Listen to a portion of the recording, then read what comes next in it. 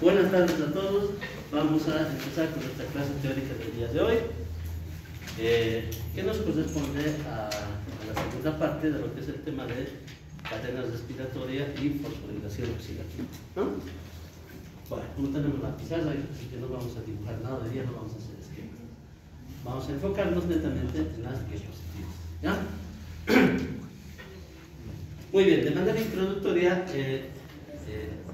para hablar de cadenas respiratorias y fosforilación oxidativa, si ayer, digamos, estaba en la clase teórica del doctor Mamani, seguramente ha hablado en la primera parte de algunos aspectos esenciales en relación a la producción de energía en el organismo, ¿no? Como ustedes saben, gran parte del organismo a lo largo del día necesita la producción de energía para diferentes mecanismos metabólicos y catabólicos, ¿no?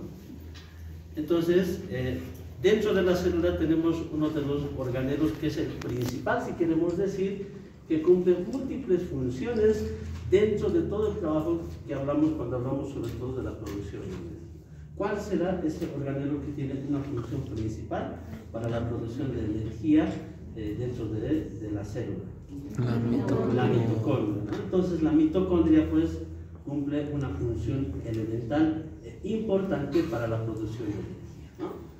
Entonces es como el organismo necesita de energía, entonces la mitocondria se encarga de cumplir esta función, ¿no? Pero muy bien, hay también aspectos en los cuales hablamos y englobamos, si queremos decir, que pueden inhibir estos mecanismos de la producción de energía en la mitocondria, ¿no? Dentro de estos podemos hablar algunos fármacos, porque esto puede ser relacionado también con farmacología, cuando hablamos de la cadena respiratoria y fosforilación oxidativa. ¿Lo podemos relacionar con farmacología? Sí, tiene mucha relación. Porque existen algunos fármacos que pueden inhibir este proceso de la producción de energía de parte de la mitocondria, ¿no? Y por ende de parte de la célula, ¿no? Entonces ya después hablamos de lo que es bioenergética, ¿no? Bioseñalización, que ya digamos es otro tema también, pero que tiene relación también en esto, cuando hablamos de los procesos de bioseñalización, ¿no? De los órganos blancos, todo eso, ¿no? Entonces, el principal órgano es la mitocondria, ¿no? Es el que va a hacer, digamos, el trabajo de producir energía en el organismo, ¿no? ¿Y cuál es la principal fuente de energía? El ATP, ¿no? El ATP es la principal fuente de energía de nosotros, ¿no? ¿A través de qué se produce el ATP? A través del ADP y una fuente de energía que es el fosfato, ¿no? Entonces, fosforila el ADP que es el adenosín difosfato, se fosforila hacia ATP, ¿no? Que es el adenosín difosfato, ¿no? Entonces la mitocondria es el principal organelo dentro de la célula. Eso ya lo sabemos desde mucho antes, ¿no? Incluso cuando empezaron a hablar ustedes de histología, ya veían cuáles eran los principales organelos, y en fisiología también se habla mucho de eso, ¿no? Entonces la mitocondria cumple esa principal función dentro de la célula, ¿no? Entonces, esta mitocondria, a su vez, dentro de su estructura, está conformado pues por una membrana, ¿no? ¿Qué conformación tendrá esa membrana mitocondrial? Semipermeable. Ya puede ser semipermeable, como puede ser una membrana impermeable también, ¿verdad? Entonces puede ser semipermeable o puede ser impermeable. No vamos a hablar ahorita de ese proceso. ¿Por qué será impermeable, no? ¿Por qué será semipermeable, no? A diferentes compuestos, ¿no? Puede ser semipermeable a algunos compuestos, puede ser impermeable a otros compuestos, ¿no? Entonces, dentro de su estructura, ¿qué tenemos pues en la mitocondria, en la membrana, hablando propiamente de la membrana, ¿no? Como cualquier membrana, digamos, si hablamos a nivel celular. Fosfolípidos, colesterol. Una característica importante va a ser una capa lipídica. Esa es la característica pues, de toda la membrana celular, y más cuando hablamos de la membrana mitocondrial, está compuesta por una membrana lipídica, ¿no? Es un compuesto principal. Entonces, dentro de la membrana, acá tenemos por ejemplo la membrana mitocondrial, ¿no? Que es de la mitocondria, no estamos hablando de la membrana celular, ¿no? Estamos hablando de una membrana mitocondrial interna y una membrana mitocondrial, si queremos decir citosólica, ¿no? Al decir citosólica estamos diciendo que está en contacto con el citosol plasmático, ¿no? De la célula. Entonces, cuando nosotros hablamos de membrana, entonces ya tenemos que englobarnos en las diferentes estructuras que tiene, ¿no? Y también, como habrán hablado seguramente ya de los diferentes complejos de los cuales consta esta membrana, ¿no? Del complejo 1, del complejo 2, del 3 y del 4. Cada uno de estos con sus diferentes funciones, cada uno de estos con sus diferentes características. Y ya después vendrán las subunidades, vendrán, por ejemplo, los canales, ¿no? Por los cuales hace que esta membrana sea impermeable, porque es una membrana impermeable, ¿no? ¿Qué quiere decir? Que cuando es algo impermeable, que no fácilmente pueden atravesar algunos compuestos a través de esta membrana, ¿no? Después ya, la función de cada una de estas, digamos, para producir energía, que estos complejos vayan rotando como una rotación de canales, entonces ya va a dar funcionalidad a cada una de las subunidades. ¿Para qué? Para la producción de energía. ¿Cuál subunidad principalmente tiene que ver? La subunidad beta, ¿no? Que va a ser la producción de energía en el ATP. Eso es lo que... Entonces, si reconocemos algunas estructuras en la membrana, vamos a irlas reconociendo así. Tenemos el complejo 1, por ejemplo. ¿Dónde estará el complejo 1? Acá tenemos el complejo 1, ¿no? No es este el complejo. ¿Dónde está el complejo 1? A ver, ayúdenme. Sí, este es el 3. Este es el 2, este es el 3 y este es el 4. Tenemos los electrones. ¿Dónde estarán los electrones? Entre 1 y... Aquí, ¿no? El complejo 1 y el complejo 2. Tenemos el complejo 2, pues se escribe acá. Tenemos la ubiquinona. ¿Dónde estará la ubiquinona? Este es complejo 1 y 3. Ahí, ¿no? En el número 3, después del complejo. Luego tenemos el complejo 3, que está acá. Tenemos el citocromo C, que está acá, igual en la membrana mitocondrial. Tenemos el complejo 4, que está igual en la membrana mitocondrial. Y la ATPase, ¿no? También la que conocemos como la ATP sintasa o sintetasa, ¿no? Entonces, esos son los compuestos prácticamente de toda la membrana mitocondrial, ¿no? Y si hablamos propiamente de la membrana mitocondrial, obviamente está presente en el espacio, ¿no? También de la membrana mitocondrial, ¿no? Entonces, ya después, cuando hablamos de los procesos de energía, digamos, si hablamos, digamos, del piruvato o de la glucosa, digamos, pues ya va pasando por el complejo 1, por el complejo 2, por el complejo 3, por el 4, y va a ir produciendo energía a medida que va pasando por cada uno de estos, ¿no? Esa es la finalidad, digamos. Eso nosotros llamamos la cadena de transporte de electrones, que tiene la finalidad de producción de energía. Entonces, hablamos de la teoría quimiosmótica. ¿Qué será la teoría quimiosmótica? También llamada la de Mitchell, ¿no?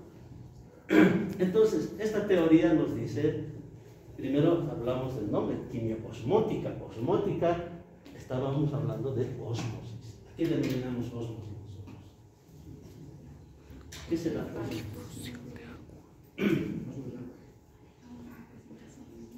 ¿Qué será ósmosis? Estamos hablando, ¿no?, de gradientes de concentración, ¿verdad? Porque una de las finalidades cuando hablamos a nivel celular del intercambio de protones y electrones es mantener la ósmosis, ¿no? Que las concentraciones se mantengan en iguales proporciones, ¿no? ¿Qué quiere decir entonces? Que de un lugar de mayor concentración pasará a un lugar donde hay menor concentración, ¿no? Entonces la teoría de Mitchell, la teoría quimiosmótica de Mitchell, nos dice de que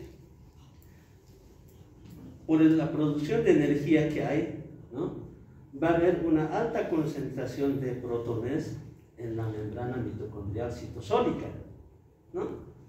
Entonces, al haber una gran concentración de protones por el gasto de energía, estos protones, por una teoría quimiosmótica, como hay alta concentración, van a tener que volver al espacio, si queremos decir, mitocondrial, van a tener que atravesar la membrana mitocondrial hacia el interior de la mitocondria, ¿no?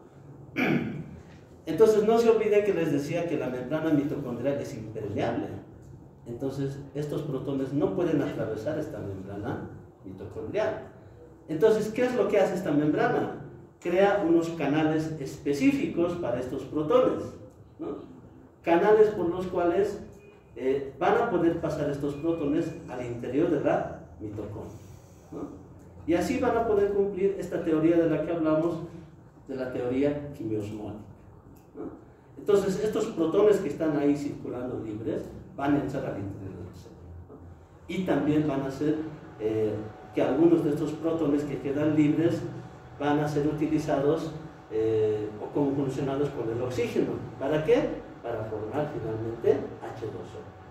Finalmente van a llegar a formar agua, ¿no? Entonces ese va a ser, digamos, uno de los productos finales, si queremos decir, o intermediarios dentro de la mitocondria, ¿no? Entonces, ¿qué nos dice la teoría, no? Diferencia de potencial electroquímico en la membrana. Obviamente hay diferencia de potencial. Si hay mayor concentración, ¿no?, en la membrana mitocondrial, fuera de la membrana mitocondrial que estamos hablando de protones, entonces va a haber diferencia de potencial electroquímico, ¿no? Por translocación de protones, obviamente va a haber una translocación de los protones que hemos hablado, ¿no? Translocación retrógrada de protones en la membrana mediante ATP sintasa. De eso estamos hablando, de que esos protones van a volver dentro de la mitocondria, ¿no? Y también depende de la disponibilidad de ADP y grupos fosfatos, ¿no? Entonces, ¿qué quiere decir esto, por ejemplo, este último punto? Mientras mayor sea la concentración de ADP y grupo fosfato, va a ser mayor producción de energía, ¿no? Y por lo tanto vamos a tener mayor concentración de protones fuera de la membrana mitocondrial, ¿no? Eso así se refiere. Entonces, ¿qué más nos dice esta teoría? Los desacopladores son anfipáticos. ¿Qué será anfipático? ¿A qué nos referimos? Anfipático.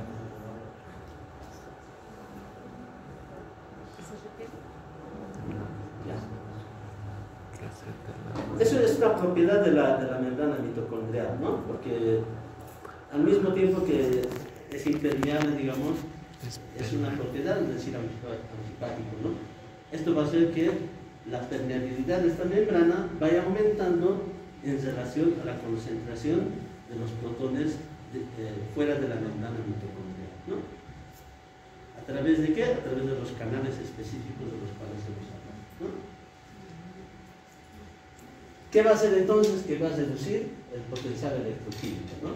Al haber ya el paso por ese canal específico, va a ir reduciendo el potencial electroquímico y por ende va a haber un cortocircuito también de la ATP sintasa, ¿no? También denominada ATP sintasa.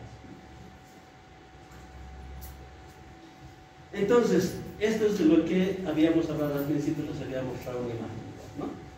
Y seguimos hablando del complejo 1, del complejo 2, del complejo 3, del complejo 4, ¿no? Y es así como va. Primero va por el complejo 1, por el complejo 2, después se va al complejo 3 y finalmente termina en el complejo 4, ¿no? ¿Para qué? Para la formación de energía. Eso es importante, ¿no?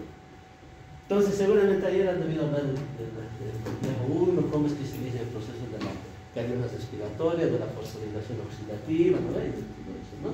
Entonces, eso es bien interesante, igual, ¿no? Cómo después los iones hidrógeno quedan libres y se conjuncionan con el oxígeno para formar finalmente lo que va a ser agua, ¿no? H2O, ¿no?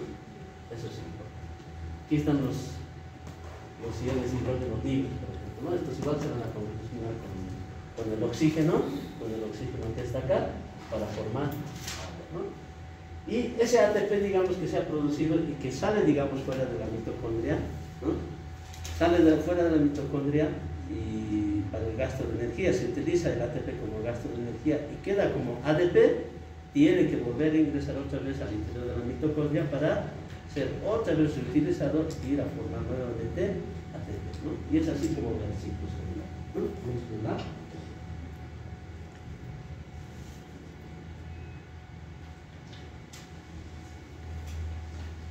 Igual, acá tenemos nuevamente el flujo de electrones, ¿no? Entonces, ¿cómo estará dado el flujo de electrones? ¿Por qué moléculas principalmente? ¿Quiénes participan? Participa uno que es la NADH, y otro que es la FAD. Eso es importante, ¿no? Dos estructuras bien importantes también dentro de la membrana mitocondrial que participan también en todo lo que es la cadena la cadena respiratoria y la producción de energía cuando hablamos de fosforilación oxidativa. Todo lo que hablábamos, digamos, de lo que les he explicado de la teoría quimiosmótica, forma parte también de la fosforilación oxidativa, ¿no? Tiene mucho que ver con la fosforilación oxidativa.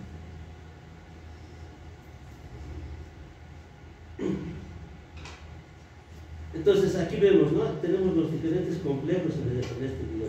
Acá tenemos el complejo 1, el complejo 2, el complejo 3 y finalmente el complejo 4, ¿no?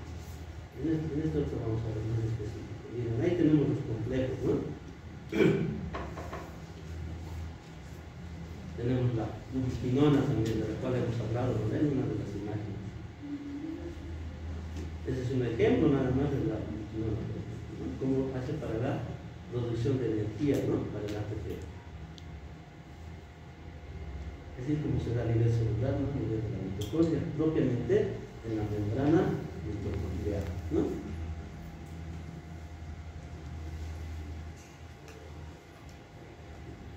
Hablamos ahora de la impermeabilidad de la membrana mitocondrial. Ya les había dicho que la membrana mitocondrial es impermeable, ¿no? Algunos elementos que están en el citosol o netamente en la membrana mitocondrial interna o externa, ¿no? Entonces, ¿cómo se da esta impermeabilidad? A través de un sistema de difusión de intercambio, que quiere decir que es como decir, tú me das y yo te doy, ¿no? Intercambiamos algo dentro de la mitocondria para que haya el paso de protones también, ¿no? Es así como funciona, ¿no? Entonces, si los protones tienen que ingresar dentro de la mitocondria, entonces la mitocondria tiene que dar algo también que salga al espacio mitocondrial, ¿no? En la membrana, para que así haya un intercambio y se cumpla también una de las teorías de la cual hemos hablado, la teoría quimiosmótica, ¿no? Que tiene que haber un equilibrio, ¿no? Entre los dos espacios. ¿Necesitan captación y salida de metabolitos ionizados? Así es, ¿no? De eso estamos hablando ahora, ¿no?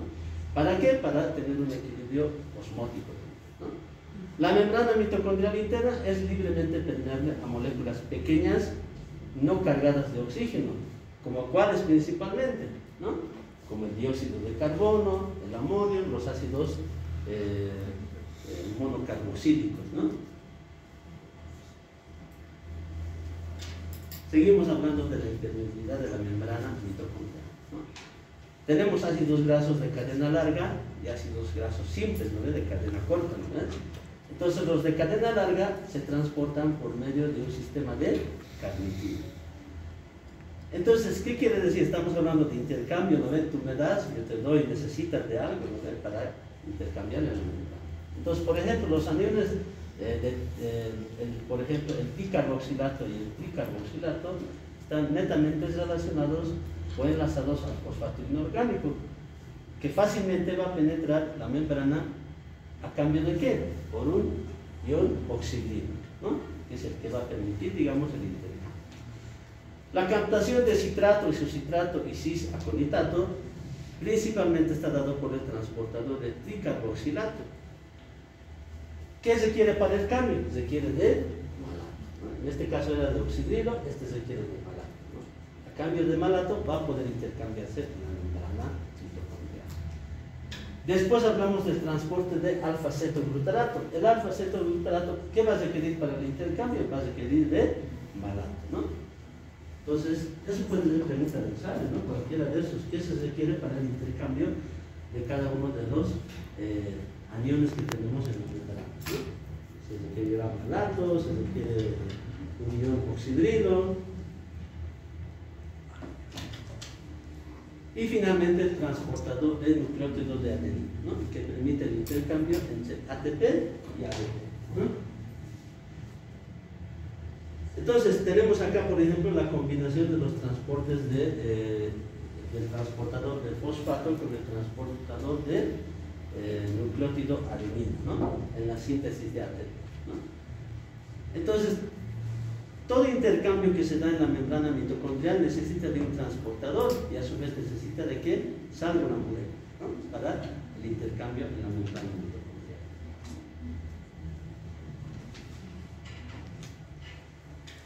¿Qué serán los ionóforos? Los ionóforos prácticamente son moléculas que se encuentran en la membrana mitocondrial, los cuales a su vez van a formar lo que van a ser los complejos específicos. ¿Qué quiere decir específicos? Específicos quiere decir que no son complejos universales para cualquier molécula, para cualquier anión o protón que quiera atravesar la membrana, sino que son específicos para cada uno, ¿no? Si hablamos de aminoácidos de proteínas, son específicos para cada uno, ¿no? No pueden ser universales para cada uno. O sea, que todas las proteínas, los aminoácidos se acoplen, digamos, a estos canales o a estos complejos que nosotros denominamos así, ¿no? Entonces, a eso denominamos cuando hablamos de específicos, ¿no? ¿Qué van a hacer? Van a facilitar, por lo tanto, al ser específicos, el transporte a través de la membrana mitocondrial, ¿no? ¿Y esto qué nos va a hacer estos ionóforos? Estos ionóforos principalmente cumplen la función de mantener la osmosis que se dice dentro de la mitocondria y fuera de la membrana mitocondrial, ¿no? Esa es la finalidad principal, ¿no? Entonces mantiene los gradientes de concentración de iones en ambos lados de las membranas biológicas, como dice ahí, ¿no? ¿Qué más serán los ionóforos, no? Podemos clasificarlos en dos tipos. Tenemos los transportadores móviles y los ionóforos estrictos, ¿no? Los estrictos quiere decir que son fijos, digamos, a diferencia de los móviles, ¿no? Son fijos, no se mueven. Mientras que los móviles son específicos y se pueden difundir, digamos, al interior de la membrana con cada ion que van captando a medida que va habiendo ese intercambio, ¿no? En la membrana mitocondrial. Mientras que los estrictos son ya más fijos en la membrana mitocondrial, entonces los seres fijos van a ser menos específicos, ¿no? Entonces es como un canal, digamos, donde los iones van atravesando en la membrana mitocondrial y van fluyendo siempre respetando el gradiente de concentración, ¿no? Entonces ahí tenemos un ionóforo, por ejemplo, ¿no?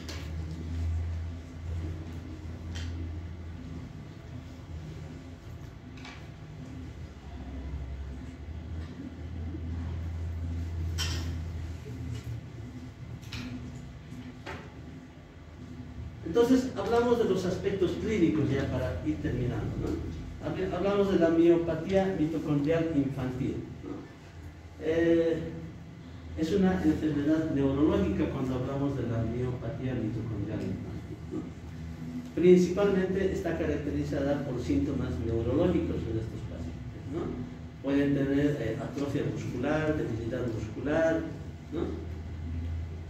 No tienen un desarrollo muscular adecuado. Entonces son sobre todo enfermedades genéticas que ya son de nacimiento, ¿no? Hay un decremento, falta casi de todas las oxidoreductasas en la cadena respiratoria, ¿no? Son enfermedades poco frecuentes en nuestro, digamos, si queremos decir, en la población, ¿no?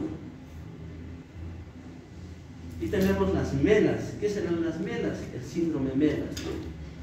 MELAS por sus siglas, digamos, no es que es un síndrome que se llama MELAS, ¿no? Por sus siglas se la conoce así, MELAS, que significa mitocondrial, encefalopatía láctica y acidosis, ¿no? Entonces, ¿qué es el síndrome MELAS? El síndrome MELAS no es más que una encefalopatía mitocondrial, donde además de haber una encefalopatía mitocondrial, estos pacientes se acompañan a veces de acidosis láctica, ¿no? Es una de las principales características que se tiene en este tipo de pacientes. Es una enfermedad poco común en nuestro medio, poco común en los pacientes si hablamos a nivel Bolivia, a nivel de Sudamérica, a nivel de toda la población del mundo, ¿no? Es poco frecuente encontrar pacientes que tengan este tipo de enfermedad, que desde luego es una enfermedad genética que puede estar relacionada directamente con el cromosoma X, ¿no? Entonces, es una enfermedad hereditaria por deficiencia de NADH, ¿no? Hablando netamente de las oxidorreductasas, principalmente del complejo 1. Hayamos dicho que tenemos 4 complejos, ¿no? O también puede estar relacionada con el citocromo oxidasa que está presente en el complejo 4. Porque se produce mutación del DNA mitocondrial y también podría estar involucrada en algún tipo de enfermedades, principalmente en la enfermedad de Alzheimer y en la diabetes, ¿no? O sea, puede estar relacionada con este tipo de enfermedades. Los pacientes que tienen enfermedad de MELAS pueden estar relacionados también con tener una diabetes mellitus tipo 2 y también con la enfermedad de Alzheimer, ¿no? La enfermedad de Alzheimer ya saben que es más frecuente en los adultos mayores, ¿no? Listo, eso es todo entonces. Espero que hayan entendido.